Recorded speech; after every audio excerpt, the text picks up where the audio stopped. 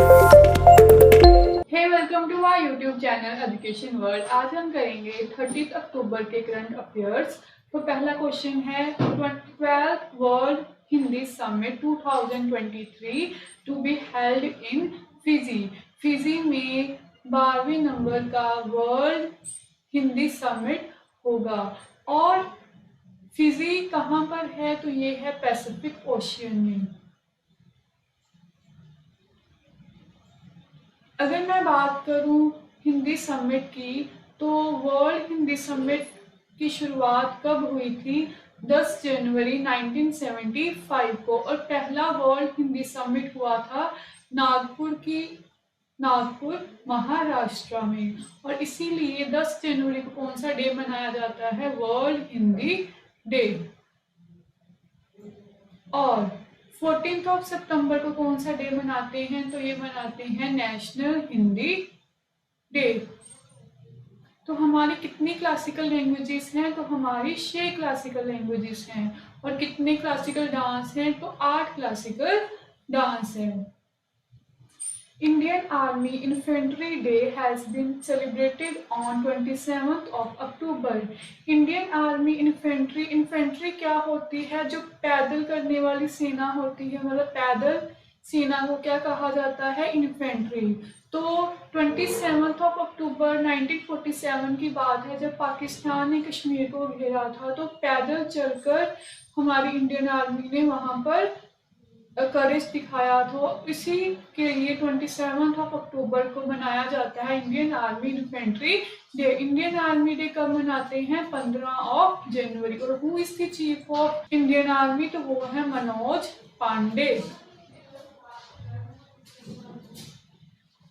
SIMBEX exercise 2022। SIMBEX exercise किन दो countries के बीच में होती है? तो सिम्बेक्स एक्सरसाइज होती है सिंगापुर एंड इंडिया के बीच में। और ये कैसी एक्सरसाइज है? तो M4 ये एक मैरीटाइम एक्सरसाइज है जो सिंगापुर और इंडिया के बीच में होती है। समृद्धि योजना started by Delhi government. Delhi government के द्वारा समृद्धि योजना चलाई गई है। क्या है इसका? अगर किसी ने अभी तक टैक्स पे आउट नहीं किया, तो उसको टाइम दिया गया है कि विदाउट कोई इंटरेस्ट 100% उसको छूट दी गई है कि वो अपना टैक्स है वो टाइम से अगर दे दे तो उस पर कोई भी इंटरेस्ट नहीं लगेगा। तो इसीलिए Samriddhi Yojana by Delhi government. World first oral COVID vaccine by China. आपको पता है कोविड के फिर बहुत केसेस आने लगे हैं चाइना के वुहान से, जहां से कोविड निकला था। तो दुनिया की पहली जो ओरल कोविड वैक्सीन है किसने तैयार की है? चाइना ने। और एशिया के सबसे लॉन्गेस्ट रिवर जिसका नाम है यांगस्टे कहाँ से निकलती है? तो ये निकलती है फ्रॉम चाइना। आकांक्षा व्यवहारे इज इन न्यूज। आकांक्षा व्यवहारे अभी चर्चा में है। तो आप इस पीछे देख सकते हो रैंकिंग वुमेन वेटलिफ्टर। एक वेटलिफ्टर है जिन्होंने एक नेशनल रिकॉर्ड बनाया है इन 40 kg। और कहाँ की रहने वाली है? She is from Maharashtra. और इन्होंने न्यू रिकॉर्ड बनाया है वेट लिफ्टिंग में। Try elephant reserve is India 33 elephant reserve. Try elephant reserve जो उत्तर प्रदेश में है, ये भारत का 33वां एलिफेंट रिजर्व होगा। और अगर मैं बात करूँ एलिफेंट डे की, कब मनाया जाता है? 12 अगस्त को।